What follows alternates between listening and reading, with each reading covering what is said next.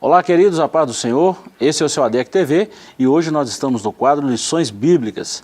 Estudaremos hoje a lição de número 5, Dons de Elocução.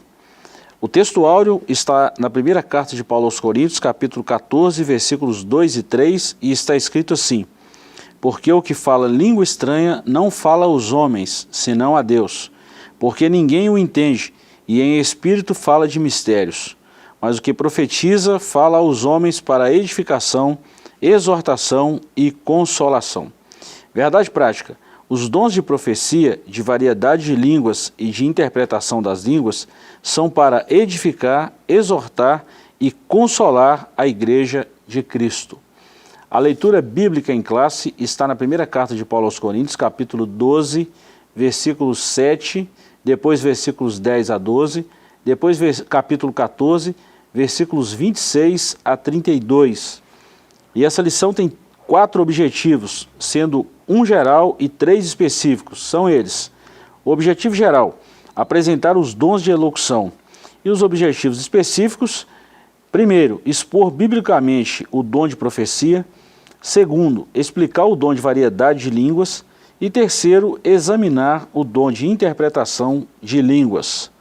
Mais uma vez comigo está o professor Joás. Professor, muito bom ter aqui conosco. Bem. Professor, e nós reforçamos, falamos mais uma vez, que essa divisão desses dons, como nós estamos estudando, é uma forma pedagógica de ensino. Não quer dizer que é dessa forma, mas nós optamos em fazer dessa forma por uma questão pedagógica. Foi mais fácil a gente entender. Sim, não somos categóricos ao dizer são esses, são essas as classificações dos dons, são esses os dons em tais classificações. Não somos categóricos porque é só para fins didáticos que a gente faz essas divisões aí, essas classificações todas. Que por sinal muito boa, né, professor? Sim, ajuda a compreensão, Verdade. Ajuda muito na compreensão do que são esses dons, para que eles servem, a utilidade deles, e o propósito deles. Isso tudo é esclarece muito, o assunto, E Paulo, a gente viu isso algumas vezes até aqui, até a quinta lição que nós estamos, Paulo, ele falou que não queria que a igreja fosse ignorante, com relação aos dons espirituais, Não ser ignorante no sentido de não conhecer. Às vezes, como a igreja de Coríntios, a igreja de Corinto tinha todos os dons e não conhecia o que tinha, Tinha e não conhecia o que tinha. E o apóstolo, ele traz isso tudo que a gente tem estudado aqui, para explicar melhor, para esclarecer, para mostrar como que os dons funcionam. Muito bom. Vamos lá então, professor, a introdução. O estudo da lição dessa semana concentrar-se-á nos 3 dons classificados como dons de elocução, que são eles: profecia, variedade de línguas e interpretação das línguas. Os propósitos desses dons especiais são de edificar, exortar e consolar a Igreja de Cristo.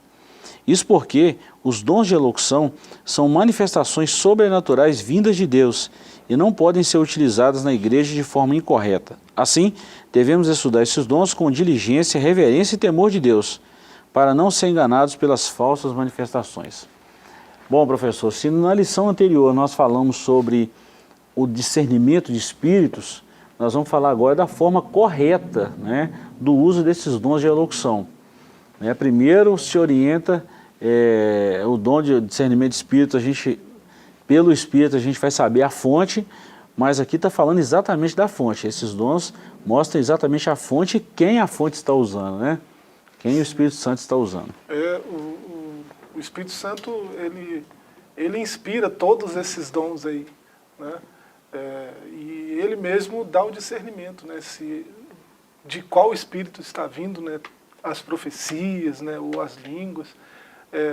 O senhor já deve ter visto, como eu já vi, coisas bem parecidas com o que a gente sabe que é mover do Espírito Santo.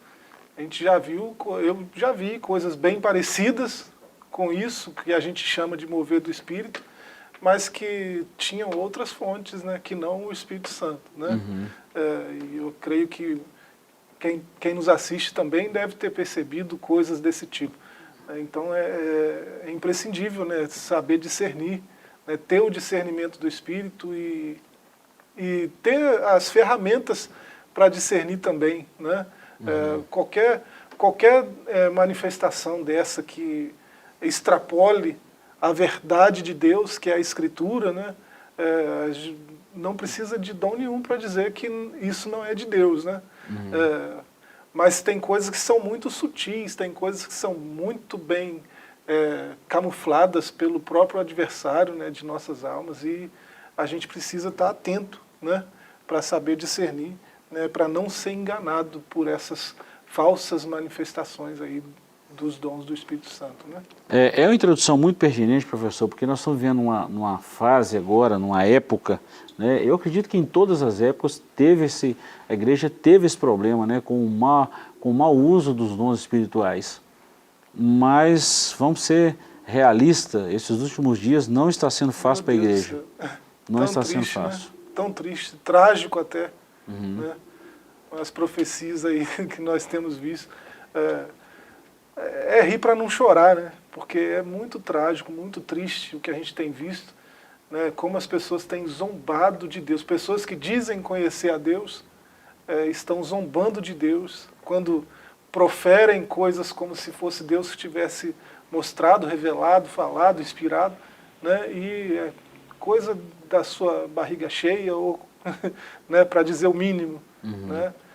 Então isso é muito lamentável que aconteça, porque acaba colocando em descrédito isso que a gente está estudando aqui. Né? Tem um apóstolo dizendo que a igreja não deve, que ele não quer que a igreja seja ignorante quanto aos dons espirituais. Né?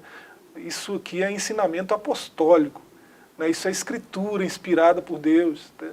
Então esses dons existem, estão em plena manifestação, em plena atividade, nada mudou desde a era apostólica com relação ao mover do Espírito de Deus. Né? E a gente vê pessoas, né, profetizando como se fosse de Deus e coisas que beiram o hilário. Né? Então é complicado, porque acaba trazendo descrédito a essas palavras, a esse ensinamento, a esse conhecimento que a gente está buscando. Né? Traz descrédito para isso. Né? Não deveria trazer, porque é Escritura, é palavra de Deus. Mas os mais céticos, né, os mais indoutos, né, eles vão ver essas coisas e vão falar, tá vendo?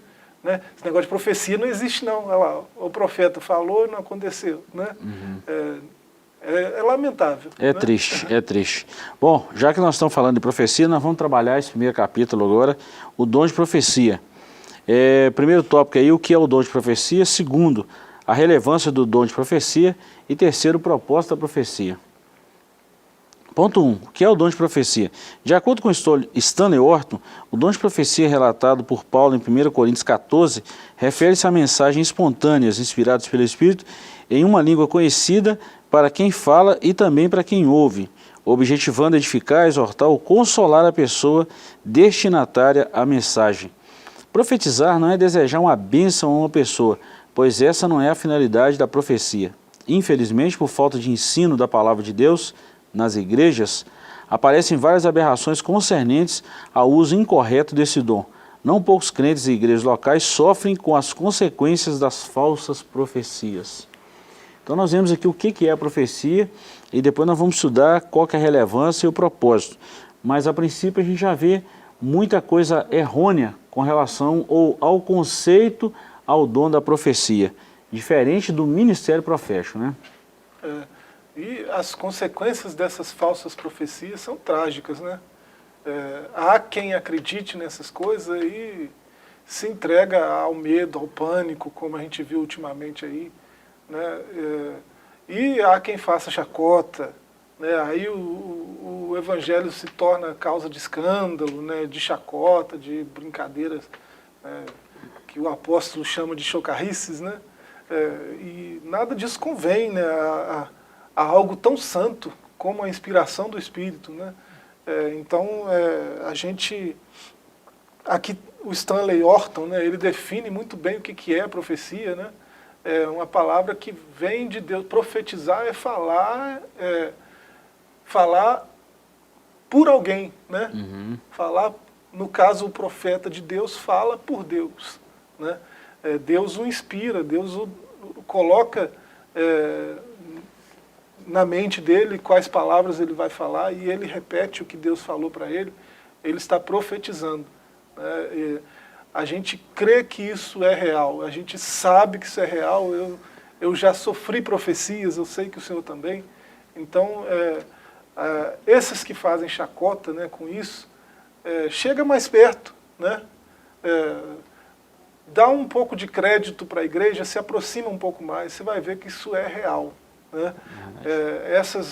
Essas bobagens que a gente tem visto não passam disso, bobagens. Gente confusa, gente que não entendeu o Evangelho, brincando de ser cristão, né? Infelizmente isso acontece, né? E não só no nosso meio.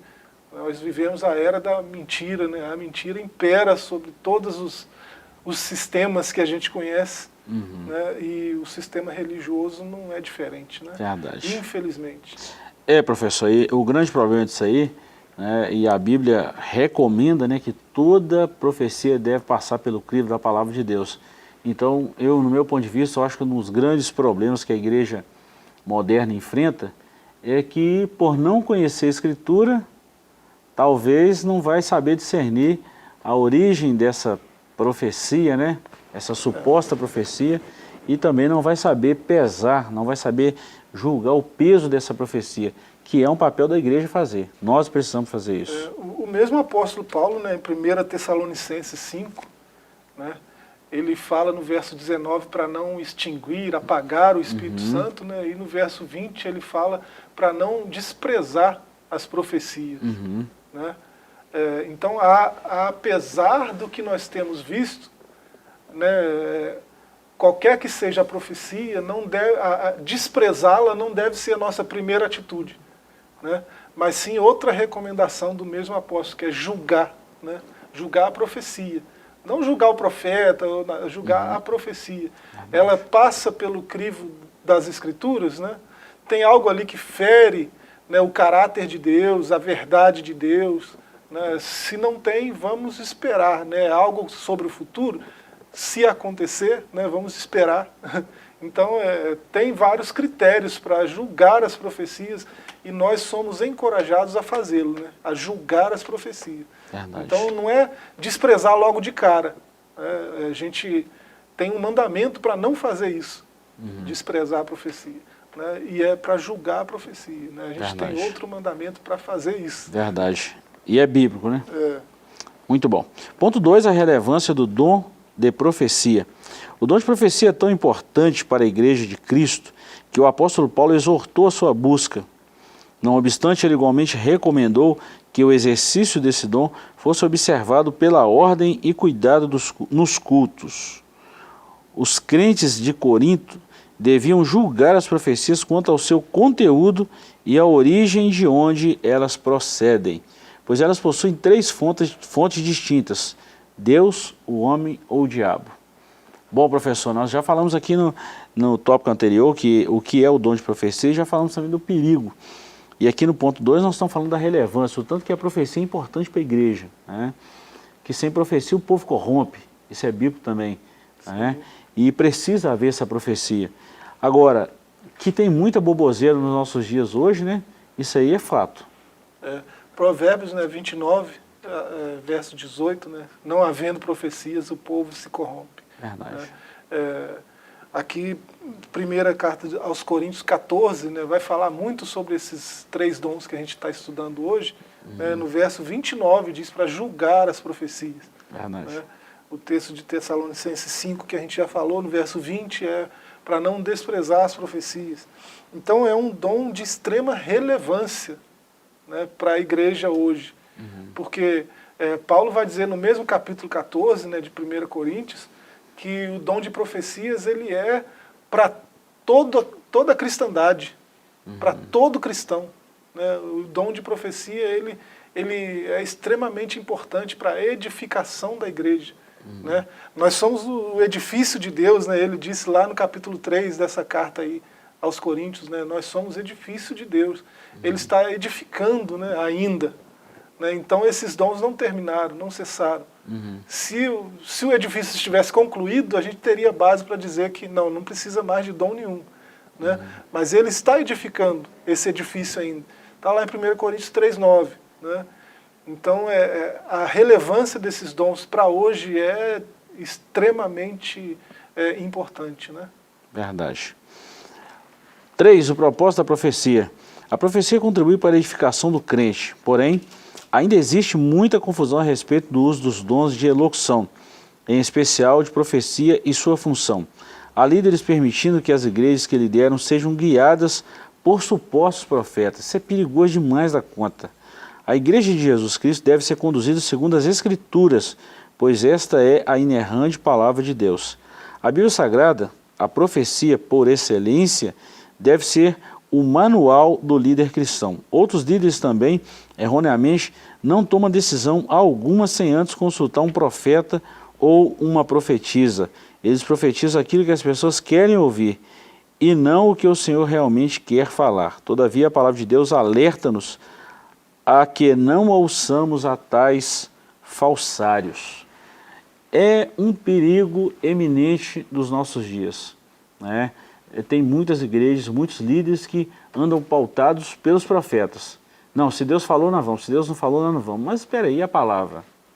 É como se você colocasse o profeta acima da palavra de Deus. E deveria ser o contrário. Quando nós demos o Salmo 138, 2, nós vamos ver que Deus colocou a palavra acima do nome, né? Então nós vemos a importância da palavra em relação à profecia. A profecia é importante, mas ela não pode substituir o poder da palavra, e não deve, e não vai. Sim, a profecia, a gente já falou do fato dela ser para edificação, né? A própria leitura bíblica em classe, aí, todos os textos aí, né? 1 Coríntios 12, 7, né? 1 Coríntios 14, 26, no verso 31 também, aparece palavras como é dado a cada um, cada um de vós tem, salmo, doutrina e tal, né? Para que todos aprendam, todos sejam consolados, edificados. Então, edificação é um propósito primário, né, desses dons aí, o dom de profecia, né, que é o que a gente está falando. Pastores são guiados, né, tem igrejas que são guiadas por profetas, né. Um dos propósitos da profecia é a exortação, né? A gente vê isso em 2 Timóteo 4, no verso 2. Né? E ele fala da exortação, ele diz que ela deve ser feita sobre 2 princípios. Né? O primeiro é o mesmo que vale para todos os dons espirituais, amor. Né? Profecia sem amor não serve. Não serve para nada. Né? A gente vê 1 Coríntios 13, 2, 8. Né? Então, profecia sem amor, assim como qualquer outra coisa sem amor, para a igreja é inútil, né? Não serve para nada. A outra base que o apóstolo dá aqui em 2 Timóteo 4, 2, é doutrina. O que é doutrina? Né? É a verdade imutável de Deus, a palavra de Deus, a escritura inspirada por Deus. Toda a escritura é inspirada por Deus. Né? Então, a profecia ela tem que ter essas 2 coisas. Está lá em 2 Timóteo 4, 2. Né? Não sou eu que estou dizendo. Profecia tem que ter essas 2 coisas, amor e palavra de Deus, doutrina. Né? Se não tiver nada disso, não é profecia. Né? Então, eu vou dar um exemplo prático de algo que eu já vi. Né? Já estive em congregações assim, né? Que você chega, cultua, né? Um culto como qualquer outro culto em qualquer outra congregação, aí depois que você louvou, depois que você orou, depois que você ouviu a palavra, antes da bênção apostólica, vamos ouvir as revelações do profeta, da profetisa, fulana de tal. Aí levanta, fala, eu vi isso, vi aquilo, e Deus me deu isso, me deu aquilo. Tal. Só depois disso termina o culto. Todos os cultos são assim. Olha, a gente não tem parâmetros na Escritura para algo desse tipo. Né? esse irmão, essa irmã, que é o profeta, está sendo extremamente tentado, né? Uma vez que ele é obrigado a todo culto ter algo, né, ter uma profecia, né, ele está sendo extremamente tentado a, quando Deus não falar nada, Falar por ele mesmo, né? Então a gente não tem embasamento nenhum das Escrituras para fazer coisas assim, né? Um pastor que não move sem antes consultar a profetisa, consultar o profeta, esse pastor está correndo um risco muito grande. Perigosíssimo. Né? Depois ele vai ter que dar conta das ovelhas, como é que ele vai fazer? Né? Verdade. Isso é muito complicado. Sem contar que você falou um negócio muito interessante, que a profecia tem uma das 3 finalidades, né, que a profecia está embasada na doutrina e também no amor, mas a finalidade da profecia, uma delas é exortar. E exortar não é bater, exortar é encorajar, né? E nós vamos falar sobre isso mais daqui a pouquinho. Olha, o assunto é muito bom e eu quero te convidar a não sair daí. Nós vamos para um breve intervalo e voltamos já já.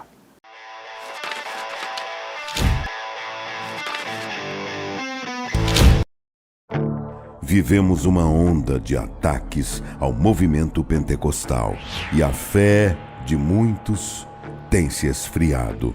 É chegada a hora de clamarmos por um avivamento para nosso tempo. Participe deste movimento. A promessa é para vós e vossos filhos. Uma campanha nacional pela busca do batismo com o Espírito Santo e dos dons espirituais. Nossos objetivos: até o dia 18 de junho, 110 mil crentes batizados com o Espírito Santo e 110 mil crentes batizados nas águas. Programa de leitura de toda a Bíblia até o final da campanha. No dia 18 de junho, uma grande vigília nacional de clamor. Manda, Senhor, um avivamento. E no dia 20 de junho, culto de celebração dos 110 anos das Assembleias de Deus no Brasil. Envolva-se neste mover de Deus. A promessa é para vós e vossos filhos. Uma realização CGADB e CPAD. Uma verdadeira história de fé, renúncia, desafios e conquistas. Você irá se emocionar e extrair lições extraordinárias da biografia de um dos mais expressivos líderes do movimento pentecostal no estado de Minas Gerais. Recomendada por influentes líderes cristãos. Adquira agora mesmo Ari Coelho, um legado de fé, e descubra detalhes de uma história de vida que pode transformar a sua. Um produto com a qualidade CPAD.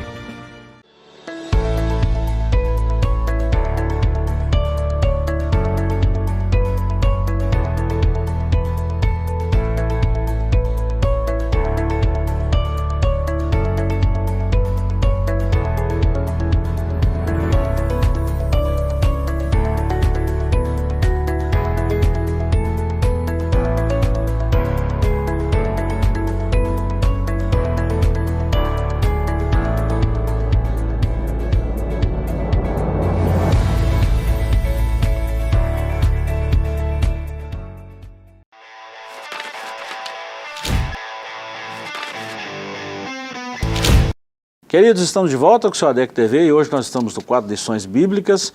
Estamos falando da lição de número 5, dons de elocução. No bloco anterior nós falamos da profecia, professor, que tem causado aí, eu vou usar um termo aqui, mas para algumas igrejas é o calcanhar de Aquiles, né? O pessoal sabe que o problema está ali e tem alguns líderes que não conseguem conter esses movimentos, né? E tem cursos que precisa ter profecia, né? Que não, eu não vou falar profecia, mas os movimentos que se entendem por profecia, é bom a gente falar isso, mas que tem um propósito totalmente diferente daquele que nós conhecemos, que é bíblico. O ser humano parece que tem uma quedinha, né, pelos mistérios, né? Então, essas falsas profecias acabam sendo encorajadas, né, por conta desse nosso gosto tão peculiar, né? Verdade. A todos nós. Mas se a gente lê, por exemplo, Deuteronômio 29, né, a gente vê que mistérios, né, assim como inspirações do Espírito, revelações, tudo isso faz parte do plano. Né? Está no plano de Deus lá desde o começo. Né? E na plenitude dos tempos veio Cristo para revelar toda a verdade de Deus, né? E a igreja foi fundada nisso. Né? Ele é o cabeça da igreja, né? Ele que é esse construtor desse edifício que a gente falou aqui no bloco anterior. Então, agora a gente tem tudo isso disponível, né, para todos os cristãos. Né? Todos os cristãos. A gente vê isso aqui na leitura bíblica em classe, verso 31, né, de 1 Coríntios 14. E uma vez que é assim, né, a gente não tem que ter mais esse gosto estranho pelo mistério. Né? Deus já nos revelou o que precisava ser revelado. Né? Nós já temos a revelação total de Deus, né, que é Cristo. Dá uma lida na carta aos Hebreus, né?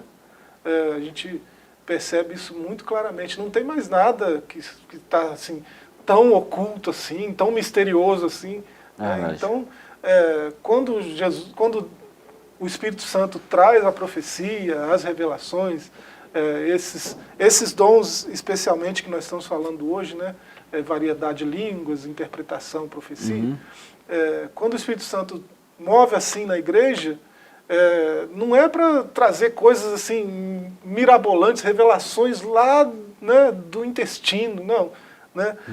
É para nortear, para consolar, né, para confortar, para exortar, né, dar o direcionamento, né, e para edificar. Né? Então não é coisa mirabolante demais, não precisa desse gosto mais pelo mistério, né? Porque não tem nada tão misterioso assim mais. Acho que precisava ter esse mesmo gosto pela palavra de Deus, tá? Ao invés desses mistérios aí, né? Que é algo que já está revelado para nós e que é um tutano para a nossa alma. Né? Começa a ler a Bíblia todo dia para você ver, que delícia. Que profecia revelada maravilhosa. Professor, vamos lá então, ponto 2 aí, o capítulo 2, na verdade, nós vamos falar sobre variedade de línguas, que é o segundo dom desses dons de elocução, e a referência está em 1 Coríntios 12, 10, e nós vamos trabalhar em 3 tópicos também. Primeiro, o que é o dom de variedade de línguas? De acordo com o teólogo pentecostal Thomas Hoover, o dom de línguas é a habilidade de falar uma língua que o próprio falante não entende, para fins de louvor, oração ou transmissão de uma mensagem divina. Segundo, novamente, Stanley Orton, alguns ensinam que, por estarem alistados em último lugar, esses dons são de menor importância. Ele acrescenta que tal conclusão é insustentável, pois as 5 listas dos dons encontrados no Novo Testamento colocam os dons de ordens diferentes. O dom de variedade de línguas é tão importante para a igreja quanto os demais apresentados em 1 Coríntios 12. Então é bom lembrar que esses dons não quer dizer que por estar em uma ordem diferente em 1 Coríntios 12 ou em outro texto, como nós já falamos aqui, né, os dons ministeriais e outros dons aqui, não quer dizer que tem menos importância, um em detrimento ao outro. O dom de variedade de línguas é tão importante quanto o dom de profecia. Sim, e é um dom assim, diferenciado. Né? A gente não vê nada parecido no Antigo Testamento. Né? Verdade. A gente vê muitas manifestações desse dom no Novo Testamento. Sim. E ao longo da história da igreja. Verdade. Né? Até escritos antigos, né, como de muitos pais da igreja aí, onde eles se revelam assustados, né, com a manifestação desse dom, né? Você percebe um certo temor, né, quando eles falam, alguns deles, como Irineu, por exemplo, quando fala de alguém, de quando ele presenciou alguém, né, falando em outras línguas, e ele fala da euforia da pessoa, né, ele fala de como a pessoa estava excitada, né, eufórica, e ele se mostra assustado com isso, e ele não entende, ele vai dizer coisas ali que ele não entende, né, porque é uma coisa nova. o dom de variedade de línguas é algo novo que o Espírito Santo trouxe na era da igreja. Né? E está em plena atividade hoje, como a gente pode perceber. Né? E assim, é interessante que pelo menos um profeta falou sobre isso, que é o profeta Isaías, né? Lá no capítulo 28 de Isaías, verso 11, 12, Deus falou que ia falar com o seu povo numa linguagem que ele não entendia. Né? Israel ia ouvir Deus falando com ele por voz estrangeira, né? Numa língua estrangeira que eles nem conheciam. Né? E eles não dariam ouvidos. Devia ter feito, né? Pois é, e aconteceu e tem acontecido. E Paulo ele vai trazer essa profecia de Isaías 28 à tona nesse capítulo que nós lemos, né, 1 Coríntios 14, que na leitura bíblica em classe foi a partir do verso 26. Mas no verso 21 ele traz essa profecia à tona e ele explica que esse dom de variedade de línguas, ele é um sinal para os não crentes. Né? Enquanto que a profecia é para todos os crentes, todos os cristãos, a variedade de línguas é um sinal para os não cristãos, para os não crentes. Né? Então é por isso que causa espanto em alguns, né? Mas é para que saibam que Deus está fazendo aquilo. Então tá bom. Professor, já que nós estamos falando desse dom, parece que para muitas pessoas assim, eu gostei dessa colocação que você fez, que até agora nós falamos de dons que nós vimos a manifestação dele no Antigo Testamento. Mas a gente vê a descrição, assim, o tamanho da graça de Deus no derramamento do Espírito Santo, que existem dons também que nós só vimos após esse derramamento do Espírito. A variedade de línguas é um, assim como a interpretação dessas línguas também é outra. Mas a progressão da revelação. Exatamente, exatamente. Eu acho muito interessante, há um tempo atrás eu ouvi alguém dando um testemunho, e eu acredito nessa pessoa que estava falando pela seriedade, a experiência de vida que essa pessoa tem, que existia um irmão na igreja que, muito simples, e ele começou a falar em línguas, em outras línguas.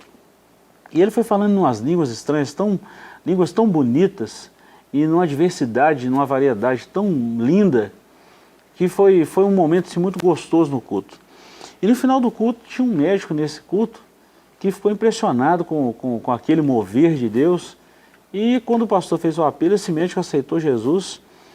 E ele falou assim, depois que fez aquela oração e tal, esse médico falou assim, vocês não me perguntaram, mas eu vou falar por que eu estou aceitando Jesus. Eu conheço aquele senhor que estava sendo usado ali naquele momento, e eu tenho certeza que ele não sabe o que ele estava falando, mas eu entendi tudo que ele estava falando. Ele estava falando em uma língua estrangeira, que ele não conhece com certeza, mas tudo que ele estava falando eu entendi. E ele estava falando das grandezas de Deus na língua que ele estava falando, e num determinado momento aquela palavra ela veio de encontro com a necessidade que eu estava tendo. Então Deus comunicou ao meu espírito através de uma mensagem que talvez quase ninguém aqui entendeu, mas Deus me deu vamos dizer assim, essa oportunidade, esse privilégio de estudar outras línguas, e eu fui abençoado nesse culto. Então, por isso que eu estou aceitando a Jesus. Olha que coisa extraordinária. Qual a finalidade do dom de variedade de línguas? O primeiro propósito é a edificação da vida espiritual do crente. As línguas, ao contrário da profecia, não edificam ou exortam a igreja. Bom, isso aqui, elas são para a devoção espiritual do crente que recebe esse dom. Ou seja, é a edificação individual. Nós estamos falando dessa variedade de línguas.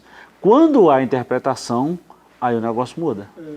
Do verso 2 até o 4 aí, né, de 1 Coríntios 14, basicamente Paulo está dizendo que quem fala em línguas, quem tem esse dom de variedade de línguas, ele ora em mistério com Deus, né? Com Deus ele fala em mistério, e ele próprio não entende, senão o Espírito. Ele está orando em Espírito, né? E o Espírito dele, pelo Espírito Santo, comunica com Deus, né?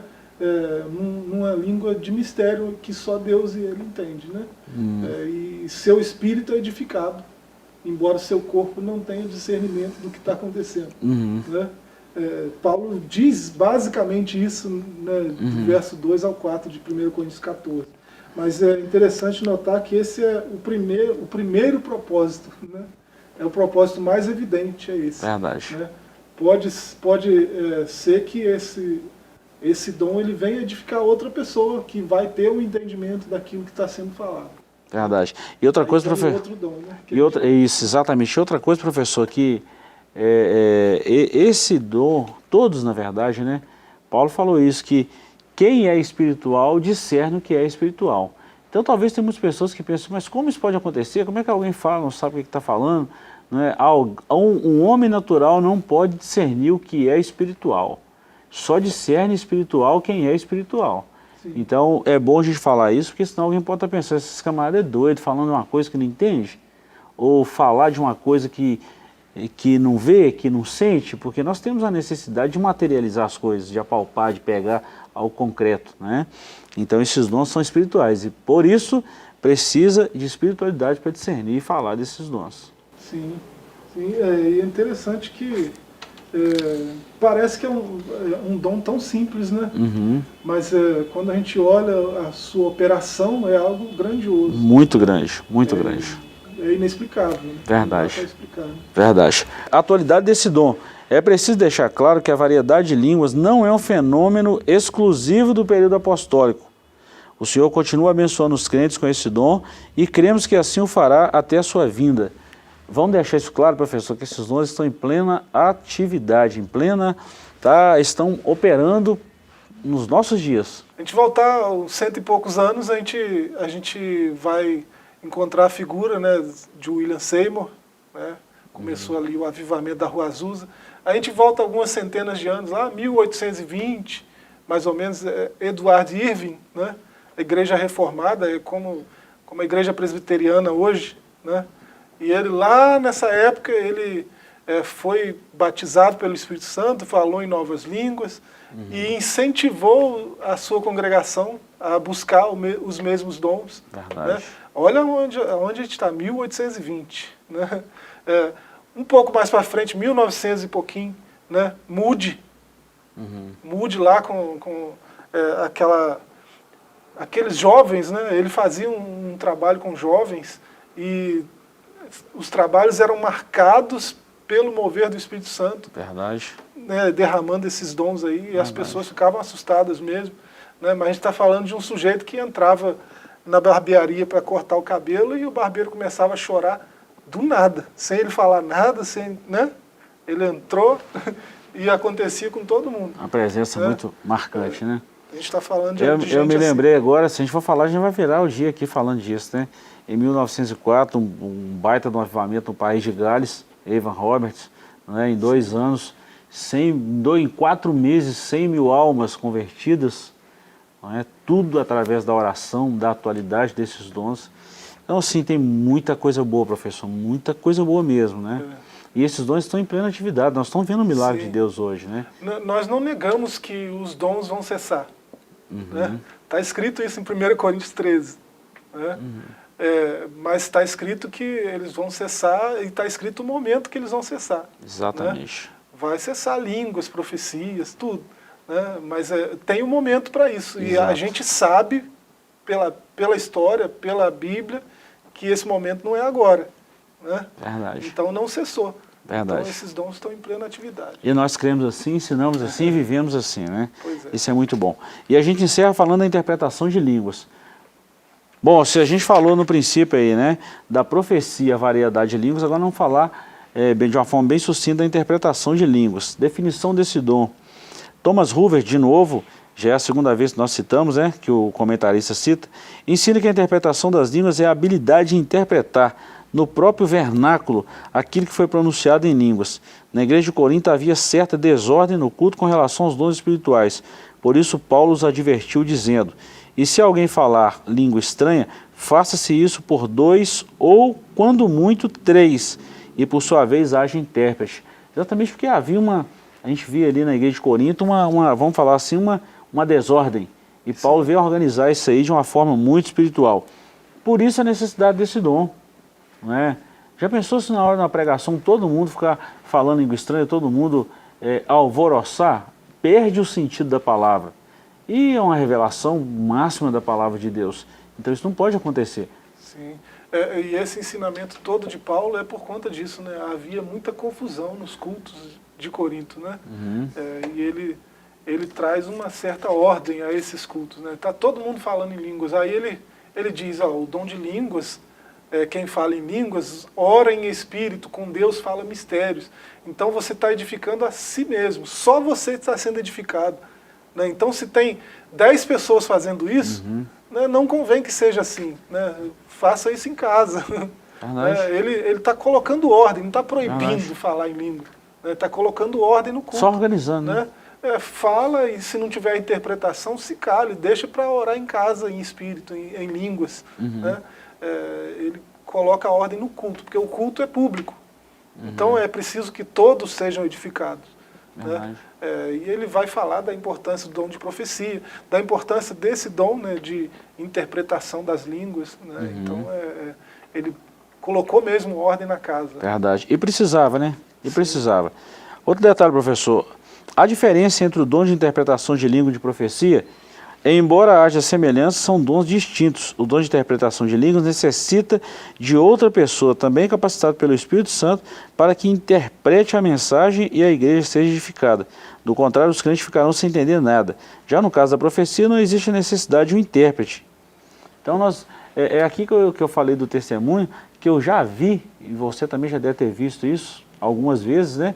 Alguém fala língua estranha e outra alguém interpretar, e essa mensagem ser para uma outra pessoa.